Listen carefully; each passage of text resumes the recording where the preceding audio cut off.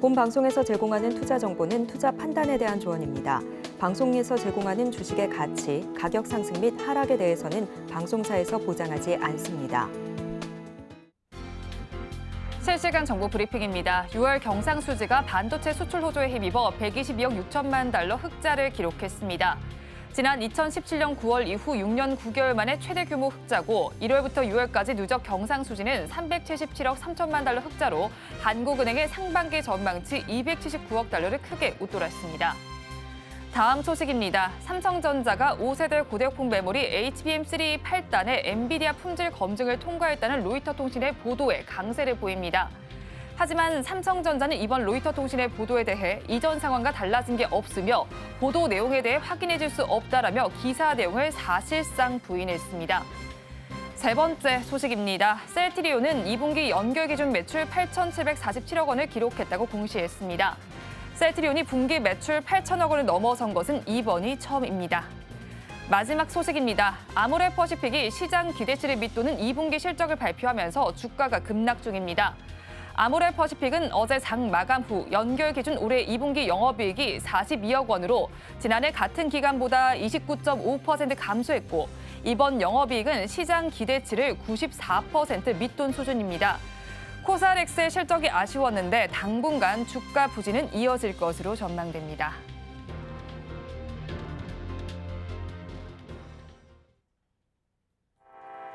시청자 여러분 안녕하세요. 오늘장 내일장 일부 이 시각 시황으로 문 열어보겠습니다. 급락 이후의 시장은 연이틀 상승 기조가 나타나고 있습니다.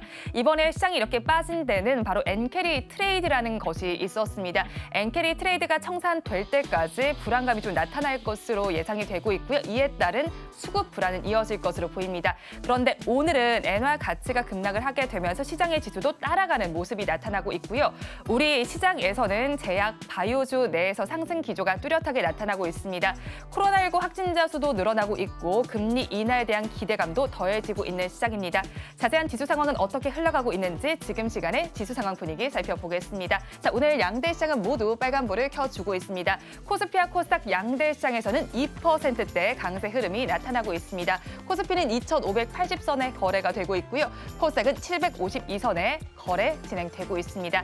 자, 그렇다면 하루 동안은 어떻게 지수가 움직였는지 살펴보겠습니다. 코스피 시장을 먼저 살펴보겠습니다. 장 초반이 가장 저점이었습니다. 지금 전략 후 강의 장세가 펼쳐지고 있는 시장인데요. 가장 고점은 10시 57분쯤에 찍어냈습니다. 2,592선까지 지수는 올라갔고요. 그 이후로는 완만한 기조가 나타나고 있습니다. 지금은 2.36%대의 강세 흐름이 나타나고 있습니다. 다음으로 코스닥 시장도 살펴보겠습니다. 코스닥 시장도 역시나 장 초반이 가장 저점이었습니다. 735선에 시작했던 지수는 점차 상승폭을 더해가지고 있습니다. 12시 14분쯤 가장 고점인 754.24포인트를 찍어냈고요. 지금 시간 기준으로 2.74%의 강세 흐름이 나타나고 있습니다. 자, 그렇다면 수급 양상은 어떻게 나타나고 있을까요? 코스피 시장을 먼저 살펴보겠습니다. 지금 코스피 시장에서는 외국인과 기관이 동반으로 매물을 추리하는 가운데 개인 투자자만이 홀로 사들이고 있습니다. 오늘 지수를 이끄는 주체가 바로 개인이다라고 볼 수가 있겠는데요. 외국인의 경우 809억 원을 덜어내고 있고요. 기관은 1,500억 원 넘게 팔아내고 있습니다. 외국인은 4거래일 연속 매도, 기관은 5거래일 연속 매도 양상을 펼치고 있습니다. 개인만이 홀로 2천억 원 넘게 담아내고 있고요. 자, 이 안에서 기관 중에서는 연기금이 3거래일 연속 매수 양상을 펼쳐주고 있습니다. 다음으로 코스닥 시장으로 넘어가서 살펴보겠습니다. 코스닥 시장에서는 기관과 개인의 쌍끌이 매수가 나타나는 가운데 외국인만이 홀로 팔고 있습니다. 기관이 지금 매수로 전환이 되기는 했습니다만 규모가 크지는 않습니다. 7억 원 정도, 15억 원 정도 담아내고 있고요. 개인 투자자들 1,156억 원을 담아내고 있습니다. 자, 여기에서도 연기금의 경우에는 2거래일 연속 매수 양상이 펼쳐지고 있고요. 금융투자의 경우에는 12거래일 연속 매수를 하더니 오늘은 매도로 전환이 되어 있습니다.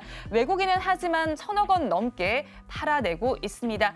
다음으로 시가총액 상위 종목들의 분위기 살펴보겠습니다. 코스피 시장을 먼저 살펴보겠습니다. 코스피 1위부터 5위 종목 내에서는 LG에너지솔루션을 제외한 모든 종목 종목에서 빨간불이 들어와 있습니다. 오늘은 반도체주와 2차 전지주에서 다른 불이 들어오고 있습니다. 역시나 시속 게임 이어지고 있는 양상이 펼쳐지고 있는데요. 반도체주에서 강세 흐름이 관찰이 됩니다. 대장주인 삼성전자와 SK하이닉스 모두 강세 흐름이 펼쳐지고 있습니다. 대장주인 삼성전자의 경우는 오늘도 역시나 로이터 통신의 보도에 따라서 움직이고 있습니다. 이 삼성전자 측에서는 아직까지는 구체적인 발언 확인할 수 없다라는 입장을 밝혔습니다만 4%대 급등 양상을 펼쳐주면서 75,800원 선에 거래가 되고 있습니다. 자, 이에 따라서 또 SK하이닉스는 엔비디아 향에 대한 독점 구조가 깨지게 되면서 장 초반에는 약세 흐름을 나타냈습니다. 하지만 점차 상승으로 돌려 세우는 모습이 나타나고 있습니다. 자, 여기에 또 미국 공장에 최대 6,200억 원의 보조금을 받는다는 소식까지 전해지고 있습니다. 자, 그리고 LG에너지솔루션은 3%대 약세를 보여주고 있고요. 삼성바이오로직스는 사실 최근에 장이 약세를 보였음에도 상대적으로 견조한 흐름이 나타났고 오늘 장에서는 52주 신고가도 돌파하는 흐름이 나타나고 있습니다.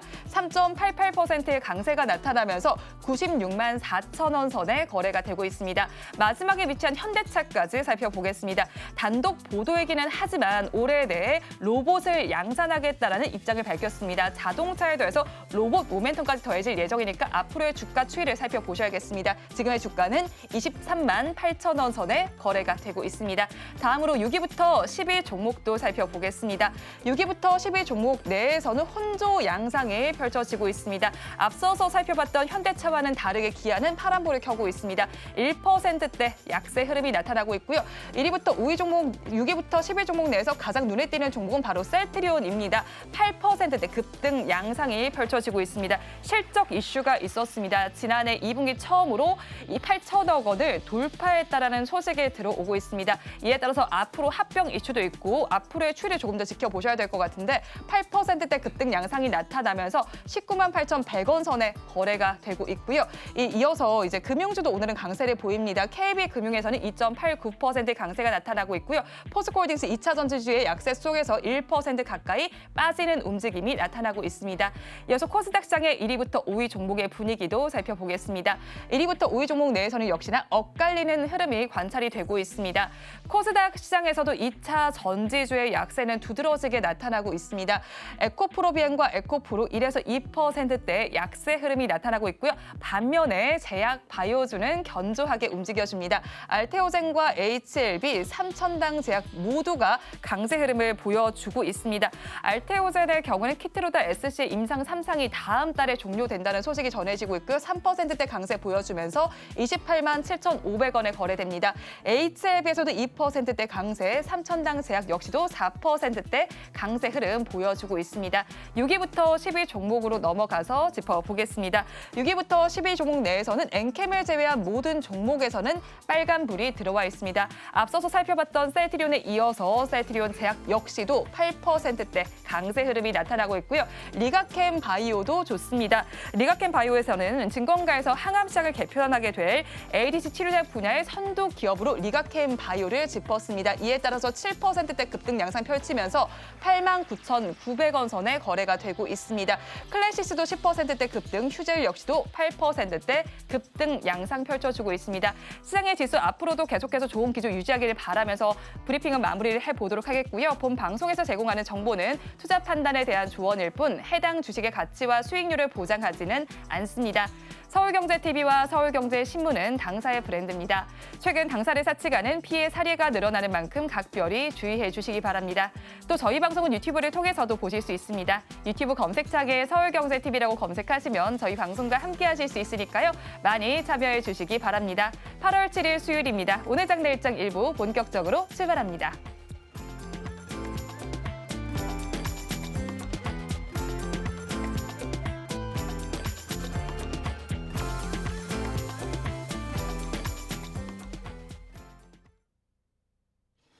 안녕하세요. AJ인베스트먼트 이재규입니다. 네, 안녕하세요. 영예인서치 최진호 본부장입니다.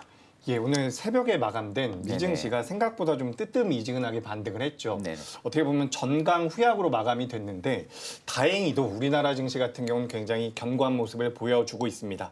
그렇기 때문에 제가 오늘 우리나라 시장을 보면서 많이 느꼈었던 부분은 이 엔화 쪽과 우리나라 시장이 많은 영향을 받는구나. 이 부분이었는데 혹시 지금 제 화면을 보여주실 수 있으면 한번 띄워주셨으면 좋겠어요. 현재 지금 우리나라 시장 코스피의 분봉상의 흐름입니다. 가만 보시면 지금 제가 화면에 표시하고 있는 이 부분이 지금 10시 반 정도가 되는 시점이거든요. 10시 반. 10시 반 정도부터 우리나라 코스피가 굉장히 탄력적인 반등을 보여왔는데 그 시점과 지금 그 엔화가 어떻게 보면 강세를 이어가고 있는 부분들, 그러니까 엔화 약세 쪽으로 가는 부분들이 어떻게 보면 같은 시간대에 변동성이 나오면서 우리나라 시장의 반등을 좀 일으켰다라고 저는 생각을 하고 있습니다. 그렇기 때문에 우리가 지금 이 엔캐리 트레이드 쪽에 대한 모멘텀들이 시장에서 많이 부각이 됐었던 부분들이 있었죠. 근데 거기에 대해서 일본의 BOJ 부총재가 금리 인상을 급격하게 진행하지 않겠다라는 내용들이 나오면서 우리나라 시장이 전반적으로 반등을 이어가고 있다라고 생각을 하고 있습니다. 다만 여기에서 지금 우리나라 수급이 좀 특이한 부분이 외국인들과 기관들은 여전히 코스피에서 매도를 하고 있거든요. 네네. 그래서 본부장님은 오늘 우리 시장에 대해서 어떻게 보고 계신지 시황에 대해서 좀 간단하게 말씀해 주시면 좋을 것 같습니다. 일단 양 시장 모두 오늘도 일단은 상승폭을 좀 가파르게 좀 이어나가고 있는 모습이고요. 일단 저는 나스닥의 움직임을 놓고 보니까 사실 지금 이제 시장에 밀렸던 부분들도 경기 침체라는 키워드도 물론 있고요. 또 이제 일본의 금리 인상 부분들의 여파, 뭐 이런 부분들의 키워드로 인해 가지고 굉장히 또 급락이 많이 나왔었거든요. 그럼에도 불구하고 생각보다 나스닥이 잘 안 빠집니다. 네, 나스닥은 좀 잘 안 빠지는 상황에서 다시 한번 제가 오전까지 나스닥 차트를 보고 왔을 때 또 위로 올라가고 있는 상황이었거든요. 그러니까 지금 이제 나스닥도 계속해서 건재하게 유지를 해주고 있다고 하게 되면은 실질적으로 이제 국내 증시 밸류 입장에서는 여전히 상승 탄력을 좀 이어나갈 가능성이 저는 좀 높다라고 지금 보고 있는 상황인데 일단 오늘의 수급만 딱 놓고 보면은 양시장이 모두 좀 개인들 뭐 코스피에 한 2천억 원 정도 개인이 좀 담아내고 있고요. 또 코스닥 한 1,000억 원 정도 매수해주고 있는데 일단 기간이 다시 매수로 전환이 됐습니다. 한 40억 원 정도 지금 매수로 좀 받아주고 있는 상황인데 반대로 지금 코스피는 외국인과 기관의 좀 쌍끌이 매도세가 좀 나와주고 있는 상황이에요. 근데 다만 지금 이 매도의 규모 자체가 조금씩은 줄고 있습니다. 오후 시장 들어가지고 매도의 규모가 조금씩 줄고 있는 부분들. 다만 지금 외국인과 기관 쪽에서에 대한 매도세가 잡히고 있는데 양시장이 모두 좀 강한 상승 탄력 흐름들을 이어나간다라는 부분들은 일단 저는 이게 한 차례 변동은 보여줄 가능성이 높다고 봅니다. 왜냐하면 지금 이제 지수 상승은 물론 좋은 계기가 될 수는 있겠죠. 네, 다만 이제 지수 상승이 좋은 계기가 될 수 있겠지만 개인들이 좀 끌어올리는 부분들이 굉장히 좀 크다고 보고 있는 상황이다 보니까 보통 이제 개인 투자자분들의 성격이 오래 못 끌고 갑니다. 네. 오래 못 끌고 가고 어느 정도 수익률이 나오게 되면은 뭐 차익을 보고 매도로 좀 진행하는 부분들이 굉장히 좀 많거든요. 그러니까 그런 부분들을 우리가 고려를 했을 때는 증시가 좀 한 차례 변동은 보여줄 가능성이 좀 높다. 그러니까 지금 사실상 개인 투자자분들 입장에서는 굉장히 싼 가격인 거예요. 그러니까 네. 이번 급락에 대부분의 종목들이 굉장히 많이 내려왔고, 그러면 내가 여태까지 관심 가졌던 종목들이 많이 내려왔기 때문에 그냥 공격적으로 매수 들어가는 그런 투자 포인트도 굉장히 좀 많을 거란 말이죠. 그럼 이게 내가 결국 지금 이 가격에 대한 밸류의 매력적인 가격을 느껴가지고 중장기적으로 홀딩을 해가냐? 또 그것도 아니라고 생각을 합니다. 네, 그러니까 어느 정도 좀 수익률이 나오게 되면 분명히 매도가 좀 들어와 줄 거고. 그러면 결국 그 매도의 손바뀜이 저는 외국인과 기관 쪽에서 나와줘야 될 가능성이 좀 높은데 일단 외국인 기관 쪽에서 매도세가 좀 줄어들고 있는 부분들은 굉장히 좀 긍정적이라고 바라보고 있는 상황이고 사실 어제도 그렇고 오늘도 그렇고 지금 업종별의 수급을 놓고 보니까 골고루 다 올라가고 있는 상황이긴 해요. 네, 골고루 다 올라가고 있는 상황이긴 한데 좀 특징적인 게 코로나19. 네, 맞습니다. 관련주들, 뭐 진단키트 관련주들도 마찬가지고 이제 엠폭스 관련주들, 뭐 지금 코로나 진단키트주들이 지금 어제부터 그래도 또 계속해서 강세 흐름들이 좀 들어와주고 있는 상황인데 사실 이제 우리가 이 코로나라는 걸 많이 잊고 살았잖아요. 네, 맞습니다. 굉장히 이제 초창기 때는 엄청나게 뜨거웠었고 그러다가 이제 어느 정도 저희 나라뿐만 아니라 뭐 전 세계적으로 코로나에 대한 민감도가 좀 많이 내려가 있는 부분들인데 실질적으로 지금 다시 기승이라는 단어가 나오면서 또 확진자의 수가 좀 증가해주고 있는 상황이거든요. 그럼 결국 이제 이런 확진자 수가 증가하게 되면은 쉽게 말해서 테마주들이 다시 움직일 수밖에 없습니다. 본부장님, 네. 근데 제가 지난주 금요일에 네네. 이 코로나 관련되어 있는 종목군들이 변동성을 너무 많이 보여가지고 네네. 전 테마가 아닐까라고 생각을 했었거든요. 본부장님께서 혹시나 좀 더 변동성이 나올 수 있을 거라고 생각을 하시는지. 사실 이제 이거 아는 거는 뭐 신이라고 생각은 해요. 코로나가 정말 여기서 확진자가 갑작스럽게 폭증을 한다라는 것은 누구나 알 수 없는 부분들이잖아요. 근데 지금 수급적인 면만 놓고 보면은 사실 이게 지금 이 테마가 단기 테마는 아닌 것 같아요. 특히 랩지노믹스에 지금 수급이 몰리는 게 굉장히 거래량이 오늘 많이 터져주고 있는 상황이거든요. 그러니까 랩지노믹스 진 매트리스가 지금 상한가는 달성해줬는데 뭐 적은 거래량으로 오전에 벌써 상한가를 말고 나서 지금 일단은 매도가 나오고 있는 상황이 아니다 보니까 상한가를 계속 좀 유지해주고 있는데 그 아랫단에 지금 랩지노믹스가 굉장히 거래량이 좀 많이 실리고 있습니다. 그러니까 물론 지금 랩지노믹스 같은 경우도 진단키트에 대한 수혜를 가지고 있는 기업이기도 하고요. 특히 지금 휴마시스에도 거래량이 많이 실리고 있잖아요. 그러니까 보통 우리가 코로나19 당시에 테마주들이 움직였을 때가 대표적으로 많은 상승력을 보여주고 거래량 보여준 게 랩지노믹스, 휴마시스 좀 이런 특수 종목들이었거든요. 근데 지금 이 종목들의 거래량이 독단적으로 많이 실리고 있다는 것은 저는 일단은 조금 더 중장기는 아니겠지만 좀 단기성으로 조금 더 끌고 갈 만한 테마가 형성이 된 거 아닌가 좀 그런 생각들을 좀 많이 하고 있거든요. 물론 지금의 주가도 굉장히 많이 떨어졌잖아요. 주가도 많이 떨어진 상황에서 지금 본격적으로 추세 전환이 들어와 주는데 이 추세 전환이 들어와 주는 구간에서 거래량이 다시 실리고 있다라는 부분들은 일단 어느 정도 변동은 나오겠지만 우상향이 당분간은 들어와 줄 가능성이 좀 높다라고 보고 있는 상황이다 보니까 일단 코로나19는 저는 관심은 한 번쯤은 가져볼 만하다. 근데 다만 이게 워낙 코로나19가 이야기는 나오고 다시 또 언제 들어갈지 몰라요. 그죠. 이야기가 또 언제 다시 수면 아래로 들어갈지 모르고 그러면 결국 우리가 여기서 판단을 해야 되는 부분들은 갑작스럽게 거래량이 이렇게 많이 터져줬는데 하루하루 지나면 지날수록 거래량이 순차적으로 계단식으로 줄어든다 하면 저는 매도 신호라고 봅니다.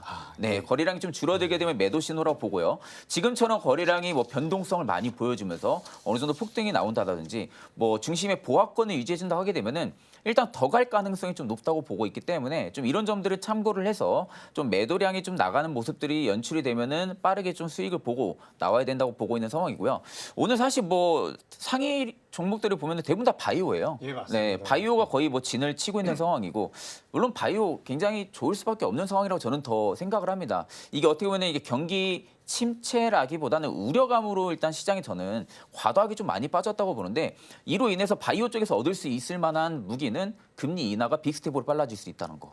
금리 인하가 지금 원래 25bp 정도에 대한 부분들을 올해 상반기까지만 예상을 했던 부분들인데 지금 이제 이 경기 침체라는 부분들로 인해 가지고 연준에서도 계속해서 이야기 나오는 부분들 50bp에 대한 금리 인하 이런 이야기들이 계속 좀 나와주고 있는 상황이죠. 그러니까 빅스텝은 전혀 예상 못했던 부분들이잖아요. 상반기 때. 상반기 때 빅스텝에 대한 단어 자체를 전혀 예상을 못했던 부분들인데 일단 이 키워드가 나온 상황이다 보니까 실질적으로 바이오 입장에서도 금리가 인하가 되면 될수록 굉장히 좀 큰 수혜를 받을 수밖에 없고 거기에 또 코로나19라는 어떻게 보면 좀 살 하나가 붙어줬잖아요. 살 하나가 붙어줬기 때문에 전반적으로 바이오 쪽에 좀 훈풍이 좀 많이 들어와주고 있다라고 보고 있는 상황인데 이런 시기면 결국 저는 코로나19 진단키트 관련주들이 아니라 저는 실적 좋아질 수 있는 기업에 가는 게 맞다고 봅니다. 어느 정도 주요 파이프라인의 확충을 좀 많이 하고 있는 기업들, 그러니까 그런 기업들이 대표적으로 최근에 주가가 급락이 나왔을 때 저는 오히려 그런 기업들이 좀 매수 관점이 맞다고 보지 단기 테마에는 정말 단기 테마로만 접근을 해야 된다고 보고 있는 상황이다 보니까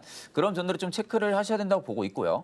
일단 제가 이제 바이오에 대해서 좀 전반적으로 좀 이야기를 해드렸는데 또 저희 이제 시청자분들 가장 궁금해하는 부분들이 반도체이지 않을까 해요. 일단 오늘 반도체에 대한 부분들 퀄테스트 이야기 나왔다가 다시 부인을 하는 또 이런 이슈도 지금 나온 상황이잖아요. 그러다 보니까 지금 삼성전자라든지 뭐 SK하이닉스 과연 정말 지금이 찐바닥이라고 볼 수 있는지 그 부분에 대해서 저도 개인적으로 굉장히 좀 궁금하거든요.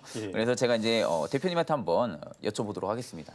일단 반도체에 대해서 제가 좀 말씀드려보자면 우리가 지금 이 삼성전자가 아침에 퀄테스트 통과했다라는 이야기도 좀 나왔고요. 그다음에 이제 삼성전자 측에서는 오보다라고 이제 부인을 하기도 했는데 실제로 이제 시장에선 삼성전자의 퀄테스트가 정상적으로 진행이 될 가능성이 높다라는 부분에 대해서 점수를 주고 있는 게 아닌가라고 생각을 하고 있습니다. 그래서 오늘 보시면 아시겠지만 반도체 관련되어 있는 종목군들이 반등을 전반적으로 보여주고 있거든요. 그래서 장 초반에는 약세를 보였었던 SK하이닉스 같은 경우도 지금 말아 올리면서 상승 전환이 됐는데 제가 여기서 아까 전에 이제 말씀드렸었던 내용을 추가적으로 엮어서 좀 말씀을 드려보자면 지금 일본에서 금리 인상을 급하게 하지 않겠다라는 내용이 나오면서 우리나라 관련주들이 반등을 했거든요.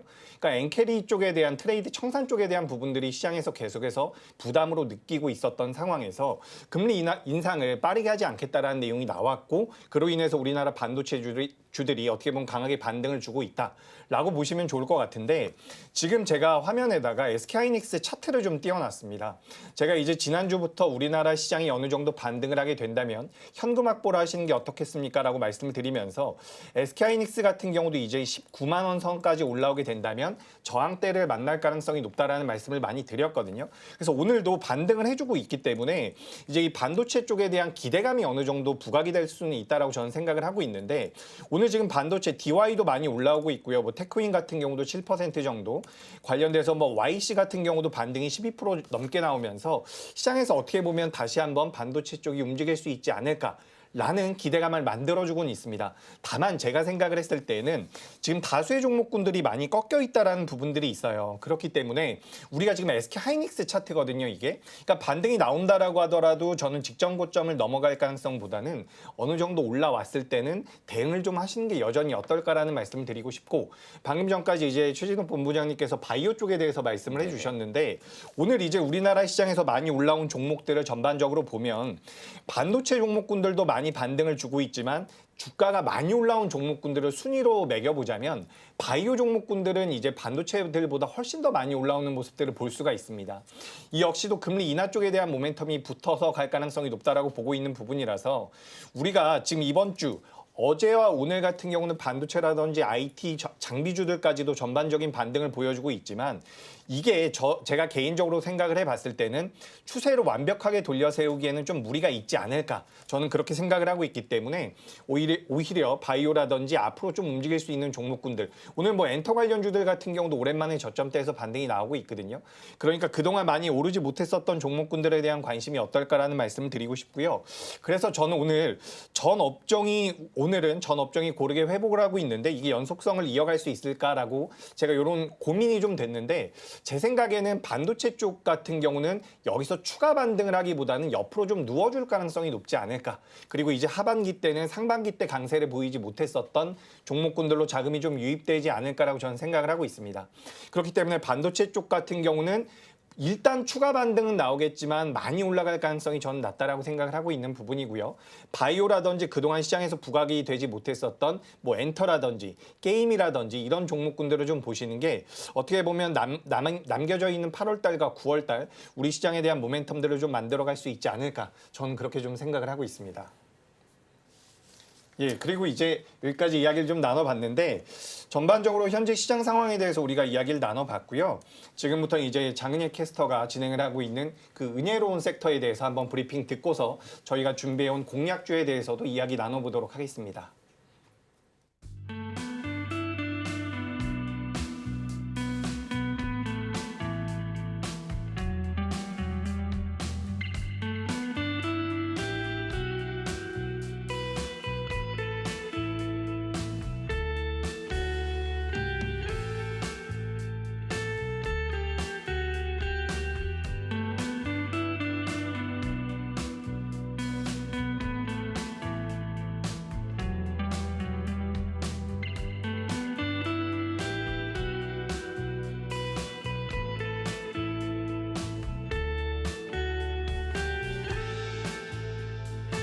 네, 은혜로운 섹터 장은혜입니다. 오늘 장 초반부터 떠들썩하게 움직였던 쪽은 역시나 정부발 이슈를 끼고 있었습니다. 어떤 이슈 있었는지 살펴보도록 하겠습니다. 역시나 대왕고래 프로젝트에 있었습니다. 가스전 개발 사업이죠.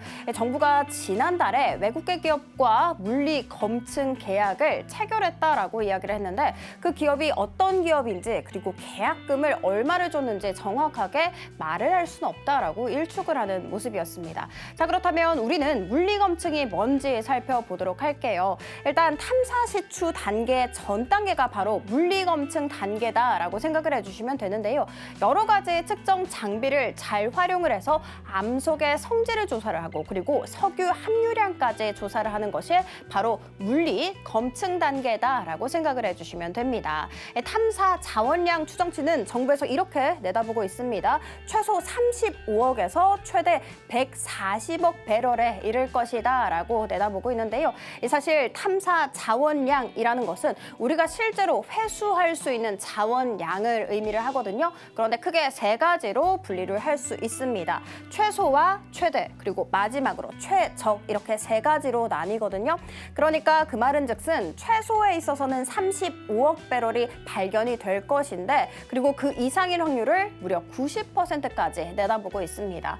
자, 그리고 최대로는 140억 배럴을 이야기를 하면서 그 이상일 확률을 10%가량이다라고 내다보고 있고요.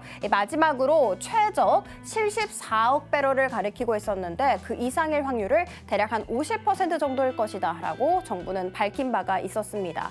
자, 이렇게 물리 검증 단계를 끝나면 우리는 탐사 시추 단계로 들어가게 됩니다. 탐사 시추 단계에서 잘 성공적으로 끝이 나서, 그리고 또 우리가 진짜로 석유를 확보할 수 있다라는 결과가 나오잖아요. 그러면 이제는 탐사 자원량이라는 단어를 쓰지 않게 됩니다. 그때부터는 발견 잠재 자원량이라는 표현을 쓰게 됩니다. 그리고 나아가서는 앞으로 이게 경제적인 부분이라든지 기술적인 부분이라든지 상업성에 있어서도 인정을 받게 되잖아요. 그러면 드디어 그때 매장량이라는 단어를 쓸 수 있게 됩니다. 굉장히 복잡한 과정을 거치게 되겠죠. 일단 정부에서는 이렇게 말씀을 하고 있습니다. 탐사 시추는 연말부터 시작을 할 것이다. 그리고 이 탐사 시추 50 중에 10을 성공할 수 있는 확률은 지금 현재 20% 정도다라고 이야기를 하고 있습니다. 역시나 정부발 이슈고 또 대왕고래가 돌아올 때마다 너무나도 강하게 움직이기 때문에 오늘 장 초반부터 정말 뜨거웠지만 대부분의 종목들이 윗꼬리를 길게 달고 있는 상황입니다. 특히 화정밸브 같은 경우에는 23% 넘게 강하게 불기둥을 뿜었다가 지금 현재 10%대 상승하고 있고요. 아주스틸 같은 경우에는 개별 이슈도 있었습니다. 아주스틸이 동국제약이 1,300억 원을 들여서 아주스틸을 인수한다라는 소식 속에 오늘 두 자릿수 강세 잘 유지를 해주고 있습니다. 자, 이렇게 이슈 한번 살펴봤고요. 다음 이슈로 한번 들어가 보도록 하겠습니다. 여러분들 동이 트기 전에 가장 어둡다는 거 혹시 알고 계실까요? 바로 아모레퍼시픽 얘기를 두고 하는 말인데요. 사실 중국 쪽 매출이 굉장히 부진하게 나왔잖아요. 그래서 지금 현재 주가가 칠흑과 같은 암흑을 헤매고 있는 상황입니다. 어떤 이슈인지 자세하게 들여다보도록 하겠습니다. 아모레퍼시픽이 어제 장이 마감하고 나서 시간 외에서 실적 발표를 내놨는데 그야말로 어닝 쇼크였습니다. 그래서 시간 외에서는 6% 넘게 빠졌는데 와, 오늘 정규장에서 보니까 거의 최대 24%까지 급락세를 면치 못하고 있더라고요. 아니, 어떻게 이렇게까지 빠지지 하고 성적표를 한번 들여다보도록 하겠습니다. 일단 매출액 쪽에 있어서는 9,048억을 기록을 하면서 시장 예상치를 10%가량 하회하는 움직임이었고요. 그리고 문제는 바로 영업이익에 있었습니다. 겨우 42억 원에 불과했어요. 시장 예상치는 무려 94%까지 큰 폭으로 하회를 하는 모습을 보여줬습니다. 아니, 어떻게 이렇게 영업이익이 좋지 않았을까를 살펴봤더니 역시나 발목을 잡았던 것은 중국이었습니다. 중국 쪽 매출이 무려 44%나 급감을 했습니다. 그러면서 중국 쪽에 있어서 영업이익 역시도 적자 폭이 계속해서 확대가 되고 있는 상황이었습니다.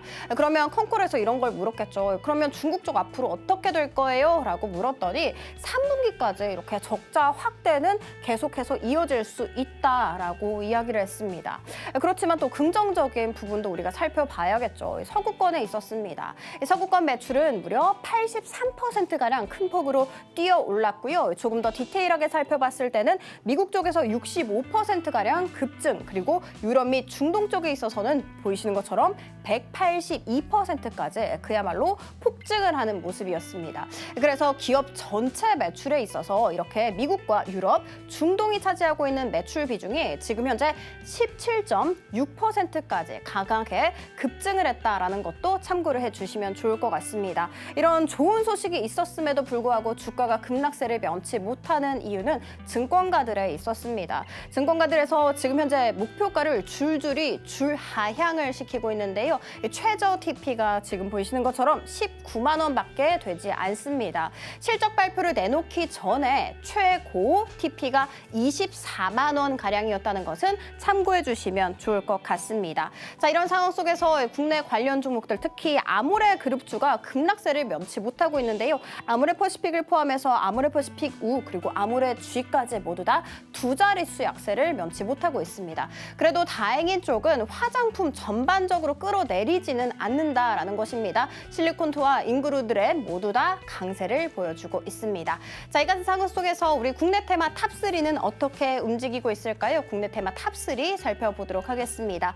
먼저 어제에 이어서 오늘도 그리고 요즘 굉장히 흥행을 하고 있는 바로 감염병 관련 종목들입니다. 국내외적으로 코로나19 바이러스 환자가 급증하고 있다는 것은 많이 들어보셨을 것 같은데요.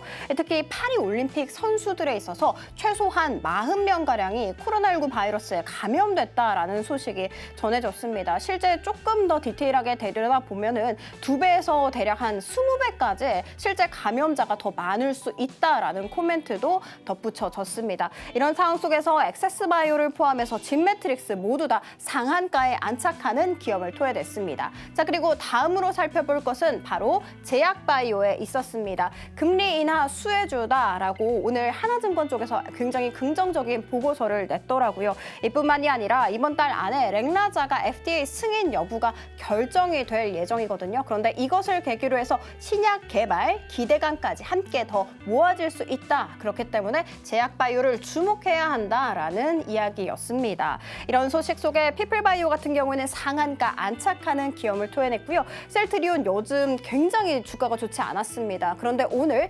6거래일 만에 시원한 반등세 보여주면서 두 자릿수 강세 이어가고 있는 상황. 그리고 삼성바이오로직스 같은 경우에는 지금 현재 오늘장 최대로 97만 9천 원까지 터치했다라는 거 알려드리도록 하겠습니다. 마지막으로 살펴볼 쪽은 바로 반도체입니다. 오늘 속보 때문에 많은 분들께서 깜짝 놀라셨을 것 같습니다. 바로 로이터 통신 쪽이었는데요. 삼성전자가 HBM3E 8단은 이미 퀄 테스트를 통과를 받았고 지금 현재 12단에 대해서 퀄 테스트를 진행 중이다라고 이야기를 했는데 아니다. 삼성전자는 여기에 대해서 조금 부인을 하는 모습이었죠. 지난달 컨콜 때 우리가 밝혔듯이 지금 여전히 테스트 진행 중에 있고 변동된 사항은 없다라고 일축을 했다는 점. 그럼에도 불구하고 여전히 기대감이 잘 보이게 되면서 SK하이닉스는 장 초반에는 파란불을 켰거든요. 그런데 지금 현재 시원하게 오름세 보여주고 있습니다. 삼성전자, SK하이닉스 각각 3%에서 4% 가깝게 오름세를 보여주고 있다는 거 알려드리면서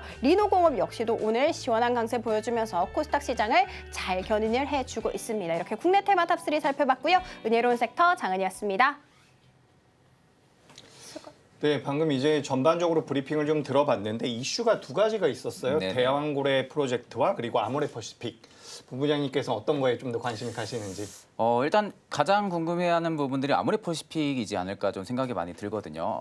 일단 저도 아모레퍼시픽이 이렇게까지 떨어지는 것을 굉장히 오랜만에 보는 것 같아요. 오늘 물론 이제 어닝 쇼크로 인해 가지고 지금 떨어지는 부분들이 많긴 한데 거의 뭐 하한가 거의 근접하게 떨어지고 있는 상황이잖아요. 마이너스 한 24%, 아모레에지 같은 경우도 마이너스 한 17% 정도 빠지고 있는 상황인데 일단 아모레퍼시픽 같은 경우가 조금은 우리가 다른 시각으로 봐야 되는 부분들은 다른 화장품주들도 마찬가지긴 한데 이게 이제 1년, 2년 전까지만 해도 중국 쪽에 대한 매출 규모가 굉장히 컸었어요. 근데 그럼에도 불구하고 아모레퍼시픽은 그 매출 규모의 그 배 이상이 컸었습니다. 그러니까 거의 중국 쪽에 올인을 했다시피 했다는 거죠. 아모레퍼시픽 같은 경우가. 물론 이제 그 당시에 설화수 이런 부분들의 브랜드력에 대한 인지도도 굉장히 많이 올라가 있었고 그러다 보니까 이제 중국 쪽에 대한 매출을 굉장히 많이 잡을 수밖에 없었던 상황이었죠. 근데 이제 다만 이게 시기가 지나면 지날수록 올해 상반기부터 화장품 쪽에 대한 주도 섹터가 계속해서 어느 정도 수급이 몰렸던 부분들은 중국 쪽이 지금 사실 뭐 화장품에 대한 수요가 많이 줄고 있고 또 매출도 많이 안 나오고 있는 상황에서 오히려 서구권으로 눈을 돌린 기업들이 굉장히 많았다는 거죠.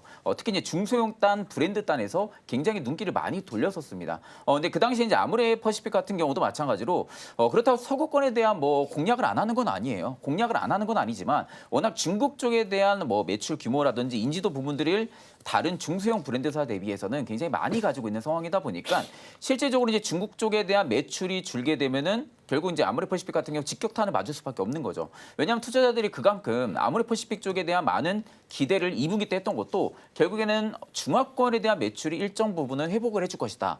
라는 부분들이 기대도 분명히 있을 거란 말이죠.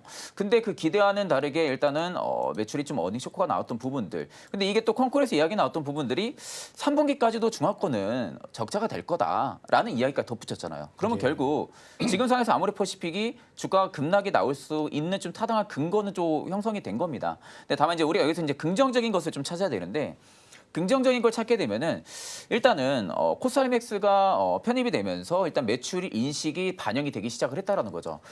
그러면서 지금 이제 일단 실적을 제가 한번 보니까 단기 순이익은 굉장히 많이 증가를 해줬어요. 그러니까 단기 순이익 같은 경우 굉장히 많이 증가를 해줬고 일단 영업이익이 굉장히 전분기 대비 많이 줄어든 상황이죠. 매출액 규모도 거의 비슷비슷하게 나오긴 했는데 일단 그 이후에 하반기를 놓고 보니까 영업이익이 일단은 1,000억 원 가까이 예상이 되어 있는 상황이긴 합니다. 올해 하반기 같은 경우에 단기 순이익이 좀 많이 줄어들고 있는 상황이고요. 그럼 일단은 우리가 하반기에 대한 매출 규모만 딱 놓고 보면은 어떻게 영업이익 쪽에서 1,000억 넘게가 찍힐 수가 있는 것을 예상할 수 있냐? 결국엔 서구권이죠. 서구권에 대한 부분들의 매출 빈도가 또 많이 증가해 줄 것으로 예상을 하고 있는 거라고 저는 좀 생각을 하고 있거든요. 물론 지금 미국 같은 경우도 마찬가지로 4분기 때 블랙 프라이데이까지도 지금 앞두고 있고요. 워낙 이게 좀 큰 이벤트입니다. 뭐 모든 품목에 있어서 거의 50% 반값 세일하는 데도 굉장히 많거든요. 그러다 보니까 어떻게 보면 쇼핑의 성수기라고 볼 수가 있는 거죠. 그러니까 이런 시기에 아마 아모레퍼시픽이 좀 서구권에서에 대한 공략을 좀 노리려는 부분들이 아닌가라고 좀 생각을 해볼 수가 있고 그렇다고 하게 되면은 지금 상황에서는 아모레퍼시픽을 접근하기가 저는 좀 위험하다고는 봅니다. 아직 좀 바닥이 잡혔다라는 모습들이 연출이 되고 있는 상황들은 아니다 보니까 아직까지는 저는 접근을 할 필요는 없다고 보고 있고요. 만약에 내가 아모레퍼시픽을 가지고 있다라고 하게 되면은 가장 중요한 건 저는 11만 1,000원대라고 좀 생각을 해요. 여기를 아모레퍼시픽이 만약에 이탈을 한다고 하게 되면은 저는 일단은 비중을 좀 줄이는 게 맞다고 보고 있는 상황이고요. 만약에 11만 1,000원대를 이탈 안 해준다 하게 되면은 앞전에 고가 라인을 찍었던 시작 급등 지점이거든요. 그러니까 이 라인을 일단은 아모레퍼시픽이 지켜주는지 여부가 가장 중요한데 일단 오늘 매도량이 많이 터지고 있어요. 매도량이 좀 많이 터지고 있기 때문에 이 점을 좀 주의를 하셔야 되고 그러면 이제 신규분들이 볼 때도 아모레퍼시픽은 11만 원대에 좀 접근이 가능하지 않을까 그렇게 보고 있는 상황이다 보니까 전반적으로 뭐 아모레퍼시픽이 안 좋으니까 화장품이 전체 다 안 좋을 거다라는 그런 인식을 이제는 좀 바꿀 필요가 있지 않을까 그렇게 보고 있는 상황이기도 합니다. 네, 본부장님 말씀 들어보니까 아모레퍼시픽이 예전에는 엄청난 대장주의 역할을 네네네. 했었는데 최근에는 또 그런 역할을 다른 기업들이 네네. 많이 해주고 있기 때문에 뭐 화장품 같은 경우는 수출입 데이터를 계속해서 좀 확인할 필요가 있지 않을까라고 생각이 되고요. 이제 화장품 쪽에서 이야기를 나누다 보니까 오늘 좀 특징적인 부분이 이 파마리서치라는 기업이 신고가를 경신을 했더라고요. 그래서 어제랑 그제였죠. 지난주 금요일과 이번 주 월요일 우리나라 시장 굉장히 많이 밀렸음에도 불구하고 신고가가 나왔다라는 것은 우리가 좀 관심을 가져볼 만하지 않을까라고 생각이 돼서 저는 우리가 이제 의료기기, 미용기기 쪽과 관련되어 있는 종목군들도 좀 봐보시는 게 어떨까 이렇게 좀 말씀을 드리고 싶습니다. 그래서 지금 파마리서치가 가장 탄력적인 모습을 보이고 있고요. 휴젤 같은 경우도 지난 며칠 동안의 낙폭을 완벽하게 만회를 해주는 모습입니다. 그리고 이제 클래시스 같은 경우도 주가 흐름이 굉장히 잘 나오고 있거든요. 그렇기 때문에 우리가 이 화장품 쪽에서 어떻게 보면 투자 아이디어를 좀 파생하고 확장시킨다라고 한다면 우리가 미용기기라고 이야기하고 있는 이쪽에 대한 관심도도 필요하다라고 좀 말씀을 드리고 싶고 최근에 이제 제 눈에 많이 들어오는 기업이 바이오플러스라고 하는 기업이 있습니다. 이 기업 같은 경우도 이 필러 쪽과 관련되어 있는 기업이라고 보시면 좋을 것 같은데 이 기업이 최근에 이제 좋은 레포트들도 많이 나오면서 주가의 변동성이 좀 나오고 있습니다. 근데 지금 화면 잠깐 보여주시면 이 바이오플러스라는 기업의 주가 흐름이 나오고 있는데 사실상 최근 우리나라 시장이 급락했던 것과 비교를 해봤을 때 굉장히 견고한 모습들이 나오고 있거든요. 그래서 오늘 반등을 주고 있는 종목군들에 대한 관심도도 필요하지만 오늘 반등이 나왔다라고 해서 전일 직전 거래일이죠. 직전 거래일이 아니라 이번 주 월요일이죠. 월요일 날에 음봉을 전부 다 회복해주지 못하는 기업들보다는 이렇게 전부 다 회복을 해주는 기업들에 대한 관심이 좀 필요하지 않을까라고 말씀을 드리고 싶고요. 앞서 이제 말씀하셨던 화장품도 마찬가지고 의료기기라든지 미용기기 쪽 같은 경우도 어쨌든 매출이 찍히는 쪽이기 때문에 우리가 주식 투자에 대한 어떻게 보면 본질적인 부분이죠. 그렇기 때문에 저는 이런 실적적인 부분을 계속해서 좀 체크를 할 필요가 있다라는 말씀 드려보도록 하겠습니다. 네, 일단 미용 의료기기도 굉장히 저는 좀 중요하다고 보고 있고 결국 이제 K 브랜드에 대한 부분들이 굉장히 지위권이 많이 올라가 있는 상황이기도 하고 결국 이게 이제 뷰티로 시작했던 부분들이 패션, 뭐 식음료 이런 쪽으로 좀 많이 또 나가 있는 상황이기도 하잖아요. 그렇기 때문에 오히려 이제 화장품 쪽 같은 경우는 저는 하반기도 굉장히 좀 긍정적으로 바라보고 있는 상황이에요. 그래서 이제 대표님 같은 경우도 마찬가지로 뭐 화장품이나 미용 의료기기 쪽이나 좀 이런 섹터들을 좀 집중적으로 보시는 것 같은데 좀 그 점을 좀 참고하면 되실 것 같고요. 그래서 제가 이제 아모레퍼시픽 이야기를 좀 좀 하다가 제가 이제 화장품에 대한 좀 긍정적인 뷰도 이야기를 많이 했었고 아모레퍼시픽에 대한 뭐 하반기 긍정적인 뷰도 이야기를 좀 많이 했었는데 제가 일단은 또 오늘 준비한 공략주 같은 경우도 화장품 쪽에서 일단 가지고 오긴 했어요. 아모레퍼시픽인가요? 아모레퍼시픽은 아닙니다. 제가 아모레퍼시픽은 가져오면 안 될 것 같고요. 지금 예. 상황에서는. 그래서 일단은 화장품 내에서의 좀 종목을 가지고 왔는데 사실 저는 상반기 때 좀 시장을 주도했던 게 화장품도 들어가 있다고 생각을 합니다. 반도체도 당연한 거고요. 그럼 일단은 화장품 쪽도 마찬가지고 반도체 쪽도 마찬가지고 결국 상반기 때 주도했던 기업들이 어느 정도 주가가 기간 조정이 좀 나와주게 되면은 다시 한 번 더 시장에서 또 부각을 받을 가능성이 이제 좀 높거든요. 뭐 그렇다고 지금 펀더멘탈이 훼손된 부분들도 아니고 모멘텀이 훼손된 부분들이 아니라고 하게 되면은 실질적으로 저는 다시 한 번 더 시세가 좀 펌핑이 나올 가능성이 좀 높다라는 관점에서 일단 제가 가져온 기업을 누구나 다 아시는 기업일 거예요. 실리콘투를 좀 가지고 왔어요. 예. 실리콘투에 대한 이야기 굉장히 많이 들어보셨을 겁니다. 일단 실리콘투 같은 경우가 이 K-뷰티에 대한 인지도 부분들이 굉장히 좀 많이 확충이 되면서 패션이라든지 식음료 이쪽으로 지금 카테고리 확장을 많이 하고 있는 상황이거든요. 그러니까 지금 전반적인 유통에 대한 부분들의 카테고리를 전부 다 확장을 시키고 있다고 하면 됩니다. 그러니까 결국에는 뷰티 쪽에 대한 부분들에 집중 공략이 되어 있던 부분들이 이젠 좀 세분화가 많이 되고 있다는 거죠. 이 점은 일단은 외형 성장에 대한 키를 좀 가지고 있다라고 생각을 하고 있는 상황이고 또한 지금 실시간 음악 차트인 이거 헌터 차트 이 부분에 지금 한류 팬덤 플랫폼까지도 사업 영역을 확장을 하고 있다고 합니다. 그러니까 결국 지금 패션이라든지 식음료 이런 쪽까지는 이해해 볼 수 있는데 음악까지 일단은 지금 번져나가고 있다는 거. 그러면 결국 지금 K라는 단어에 붙어 있는 카테고리 전부 다 확장을 시키고 있다고 볼 수가 있겠죠. 그러면 결국 실리콘투에는 외형 성장, 즉 이제 증권사들의 리포트 역시도 굉장히 긍정적으로 나올 수밖에 없다라고 저는 생각을 좀 많이 하고 있습니다. 그러다 보니까 좀 그런 점들을 좀 체크하시면 되실 것 같고 일단 지금 해외 시장의 진출 확대 부분들도 계속 확대가 되고 있는 상황이다 보니까 꾸준하게 하반기에 해외 시장 확대 부분들이 모멘텀이 더 붙어줄 가능성이 굉장히 높지 않을까라고 보고 있는 상황입니다. 그래서 이제 실리콘투 같은 경우도 해외 유통이라든지 영업 쪽도 굉장히 잘하고 있는 기업이다 보니까 실적 부분들은 저는 오히려 상저하고 패턴 흐름들이 또 나와줄 가능성도 굉장히 높다라고 보고 있는 상황이다 보니 좀 그런 점들을 좀 체크하시면 되실 것 같고 일단 저는 지금 자리 일단은 추세 반전이 일어날 수 있는 가장 좀 이상적인 자리라고 보고 있는 상황입니다. 그래서 이제 목표가 같은 경우 제가 47,000원대를 좀 보고 있는 상황이거든요. 일단 이제 47,000원대가 좀 박스 상단 라인이에요. 이 라인을 실리콘투가 돌파를 해준다라고 하게 되면은 아마 재차 한 번 더 신고가를 리테스트 하려는 움직임이 나오지 않을까라고 보고 있는 상황이다 보니까 일단 장기적으로는 1차 목표가를 47,000원 좀 보시면 되실 것 같고요. 그리고 이제 손절가는 제가 35,000원으로 좀 잡기는 했는데 앞전 2거래일 전이죠. 2거래일 전에 좀 음봉으로 좀 나오면서 꼬리를 달고 올라온 구간에서 살짝 위쪽입니다. 일단 이제 꼬리를 지금 채워주는 구간까지 만약에 캔들이 내려오게 되면은 아마 꼬리 밑단까지도 테스트하려는 움직임이 나올 수가 있기 때문에 좀 긴 호흡으로 보시는 분들은 한 32,000원대까지 보셔도 되시고 좀 단기적으로 손실폭을 좀 줄이겠다 하시는 분들 같은 경우는 저는 지금 라인에서 한 35,000원대 정도를 손절가를 잡고 좀 트레이딩 관점으로 접근해 보셔도 나쁘지 않을 거라고 보고 있는 상황이기도 합니다. 네, 일단 뭐 실리콘투가 실적적인 부분에서 굉장히 안정적인 실적이 나오고 네네. 있는데 그런 과정에서 이제 외형 성장까지도 이제 외형 확대까지도 진행을 할 수 있다는 내용들이 많이 부각이 되는 것 같습니다. 본부장님, 이 실리콘투가 다른 화장품주들에 비해서 네네. 약간 유통주다 뭐 이런 말들이 많이 있잖아요. 네네네. 거기에 대해서도 좀 간단하게 말씀해 주시면 좋을 것 같습니다. 사실 이제 유통사이기도 하죠. 어떻게 보면은 엄밀히 따지고 보면 유통사나 마찬가지입니다. 어떻게 보면 이제 중소형 브랜드사들이 해외 쪽에 대한 물건을 보낼 때 결국 실리콘투를 껴서 보낼 수 있는 좀 그런 쪽이다 보니까 어떻게 보면 중심 다리 역할을 좀 하고 있다고 보시면 돼요. 그러면 결국 화장품에 대한 독단적인 뭐 신제품을 형성을 한다든지 이런 부분들에 대한 조건 구매를 가지고 있는 부분들이 아니라 다른 기업들이 어느 정도 화장품에 대한 수출을 진행을 할 때 실리콘투를 채널을 통해서 진행을 하다 보니까 결국 유통사들 입장에서는 이 판매 채널이 굉장히 많아야 돼요. 그러니까 채널에 대한 빈도수가 굉장히 많아야 되는데 실리콘투가 그 안에서도 굉장히 압도적으로 많은 상황입니다. 전 세계에서도 이미 실리콘투에 대한 부분들의 인지도 굉장히 많고 또 유통 채널이랑 판매 채널이 굉장히 많다라는 것은 실리콘투라는 것을 인지를 하고 있는 상황이다 보니까 대부분의 아마 국내 화장품 브랜드 기업들이 실리콘투 통해서 전부 다 수출이 진행이 될 거예요. 그러다 보니까 좀 유통사에 대한 성격을 좀 가지고 있다라고 생각을 하시면 되는데 일단 시장에서 움직일 때는 전형적인 화장품에 좀 많이 색깔이 치우쳐져 있어요. 물론 이제 화장품 쪽에 대한 판매 채널을 많이 확보하고 있기 때문에 좀 이런 쪽에 색깔이 좀 많이 치우쳐져 있기는 한데 엄밀히 따지고 보면 또 유통사라고 보는 게 좀 맞기도 하다고 저는 좀 생각을 하고 있는 상황입니다.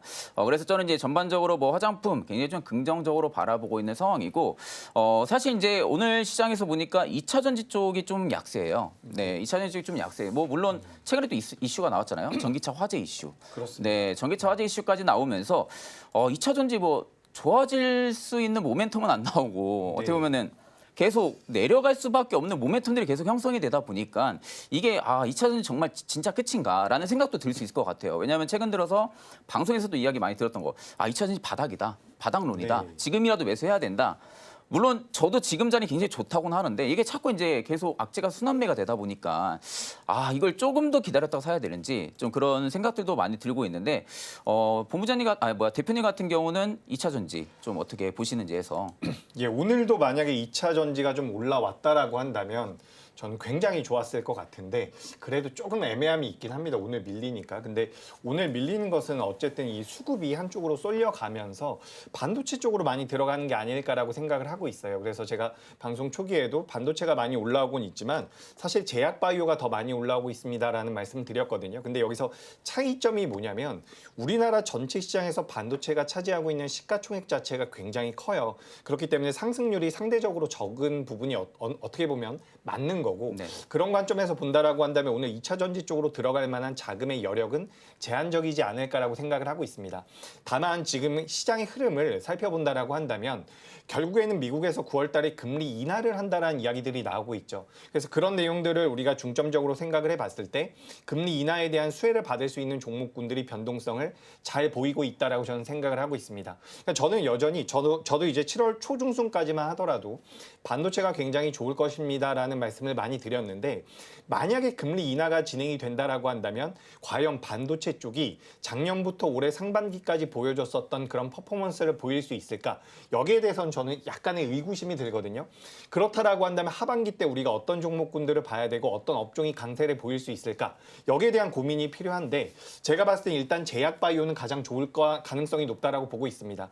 그래서 뭐 최근에 코로나라든지 그리고 또 해리스 트레이드 쪽과 네네. 엮여가지고 마리화나와 관련되어 있는 종목군들도 변동성이 굉장히 컸죠. 어떻게 본다면 제약 바이오 쪽에 강력한 상승 모멘텀들이 계속해서 만들어지고 있는 부분이기 때문에 우리가 제약 바이오도 보는 게 맞는데 어쨌든 여기서 큰 범주는 성장주 쪽에 대한 모멘텀들이 부각될 가능성이 높다라는 부분입니다. 그래서 최근에 우리나라 시장에서 좀 특징적인 부분을 본다면 넥슨 게임즈 같은 종목들, 게임주죠. 대표적인 게임주인데 넥슨 게임즈도 우리가 성장주로 우리가 분류를 하고 있는 부분들이 있거든요. 그렇기 때문에 전반적으로 성장주 쪽에 좀 자금이 들어오는 게 아닌가라는 생각이 들고 있어요. 오늘 오랜만에 또 이제 엔터주들, JYP 엔터라든지 SM 같은 경우도 현재 SM도 9.5% 정도의 반등이 나오고 있거든요. 이런 종목군들이 전부 다 성장주라는 거죠. 그래서 우리가 그런 관점에서 봤을 때에는 2차 전지 오늘은 약세를 보이고 있지만 이것은 반도체 쪽으로 자금이 많이 몰려갔기 때문에 2차 전지에 대한 수급이 공백이 생겼다라고 저는 생각을 하고 있는 부분이고 하반기까지 본다라고 한다면 저는 반도체보다는 성장주 쪽으로 좀 자금이 몰릴 가능성이 높다. 그래서 오늘 반등이 강하게 나오는 종목군들 중에서도 성장주가 많이 있기 때문에 저는 이 명분이 좀 더 신빙성, 신뢰도를 좀 높일 수 있지 않나라고 생각을 하고 있고 그런 관점에서 본다라고 한다면 저는 2차 전지 쪽 같은 경우는 좀 보실 필요가 있다라고 생각을 하고 있습니다. 다만 모든 종목이 올라가진 못할 거예요. 근데 최근에 이제 대장주라고 할 수 있는 LG 에너지 솔루션이 어느 정도 하반 경직을 보여주고 있는 과정에서 오늘 같은 경우도 이제 장 초반에 상승을 보여줬었던 기업 중에서 대주전자재료라고 하는 기업이 있습니다. 이 기업 같은 경우도 이제 많은 투자자분들이 알고 계실 가능성이 높은데 실리콘 음극재와 관련되어 있는 기업이죠. 네네. 근데 과거에는 이제 이 실리콘 음극재가 프리미엄 차종이라고 하죠. 하이엔드 차종이라고도 하고요. 그래서 이제 굉장히 가격대의 변화가 적은 차종에만 사용이 됐다라고 한다면 지금은 이제 EV3라든지 중소형이라고 표현하기보단 저가형 그렇죠. EV 쪽에 많이 사용이 된다라고 한다면 앞으로는 이제 대주전자재료 같이 새로운 기술력을 가지고 있는 기업들 같은 경우는 성장주 강세장에 들어갈 경우에는 주가 흐름이 좀 긍정적으로 전략으로 나오지 않을까. 저는 그렇게 생각을 하고 있습니다. 그래서 오늘 대주전자 재료에 대해서 관심을 좀 가져보실 필요가 있다. 이렇게 좀 준비를 해봤고요. 현재 10만 9,600원대에서 거래가 되고 있는데 목표가는 12만 2천 원, 그리고 손절가는 10만 원으로 이렇게 좀 의견을 드려보도록 하겠습니다. 네, 일단 2차 전지 쪽에 대한 이야기를 전반적으로 좀 해봤는데 일단 대표님 같은 경우는 실리콘 응급제 쪽에 대한 부분들을 굉장히 긍정적으로 바라보고 있는 상황이고 저도 뭐 2차 전지 쪽 긍정적으로 바라보고 있지만 아직은 좀 줄 타이밍은 아니고 그러니까 이런 부분들을 좀 잘 의견들을 좀 접목을 하셔가지고 좀 투자에 좀 도움을 좀 많이 받으시면 되실 것 같습니다. 그래서 이제 전반적으로 오늘 제가 저랑 대표님과 따로 이제 공략적으로 준비했던 부분들이 있어서 한 번쯤 좀 체크를 해보시고 이 종목이 좀 나한테 맞다 하시는 분들 같은 경우는 또 매수도 한 번쯤 해보시고 좀 이런 투자 전략들을 좀 잡아 나가시면 되실 것 같습니다. 예, 그럼 여기까지 우리가 준비한 내용들은 전부 다 네네. 마무리가 됐고요. 여기서 이제 마무리하도록 하겠습니다.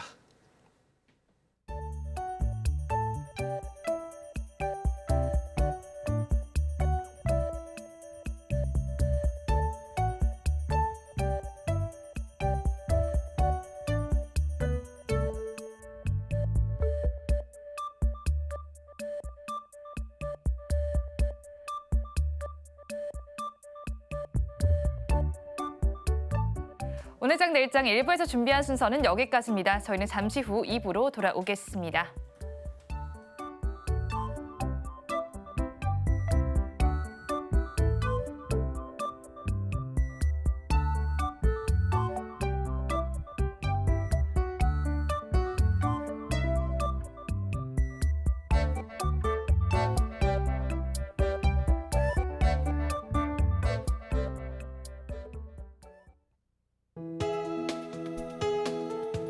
본 방송에서 제공하는 투자 정보는 투자 판단에 대한 조언입니다. 방송에서 제공하는 주식의 가치, 가격 상승 및 하락에 대해서는 방송사에서 보장하지 않습니다.